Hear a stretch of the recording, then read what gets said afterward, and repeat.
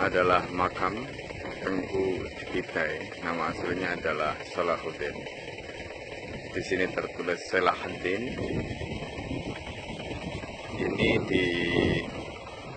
dimakamkan di sini. Ini adalah komplek pemakaman rombongan dari Turki. Ada sejumlah ulama, termasuk tentara yang dikirim oleh Khilafah Utsmani pada waktu itu.